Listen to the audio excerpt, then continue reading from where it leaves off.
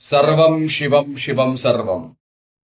September నెలలో ఈ రాశుల వారు తప్పకుండా జాగ్రత్త వహించాలి.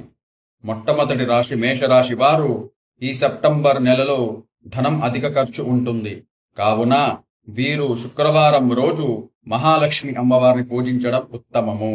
అలాగే సింహరాశి వారు వ్యాపారాలు నష్టపోతారు, శత్రువులు ఎక్కువ అవుతారు. కావున వీరు 7 వారాలు వెంకటేశ్వర స్వామి పూజించడం, అలాగే ఆదివారం రోజు రాహుకాలంలో రుద్రాభిషేకం చేసుకోవడం ఉత్తమము.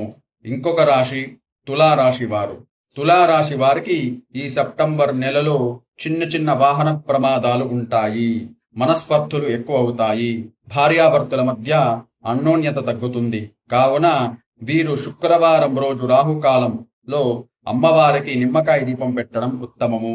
దుర్గా సప్తశ్లోకి స్తోత్రాన్ని పారాయణం చేయడం ఉత్తమము. మకర రాశి వారు ఈ నెలలో ఆరోగ్యంలో జాగ్రత్త వహించాలి. ఈ రాశి వారు తప్పకుండా ఈ మంత్రాన్ని చెప్పుకోండి. ఓం ధం ధన్వంతరయే నమః 11 సార్లు చెప్పుకోండి. మృత్యుంజయ మంత్రాన్ని 11 సార్లు ప్రతినిత్యం చెప్పుకోండి. అలాగే కుంభరాశి వారు, మీనరాశి వారు ముఖ్యంగా డేంజర్ జోన్ అని చెప్పొచ్చు. గ్రహణం తర్వాత వీరు మాత్రం తప్పక జాగ్రత్త వహించాలి. వీరికి గృహంలో శాంతి ఉండదు.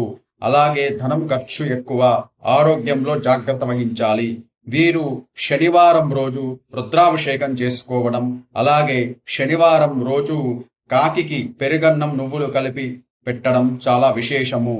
ఈ మంత్రాన్ని కుంభరాశి వారు, మీనరాశి వారు తప్పకుండా చెప్పుకోండి. ఓం శం శనేశ్వరాయ నమః. సర్వం శివం శివం సర్వం.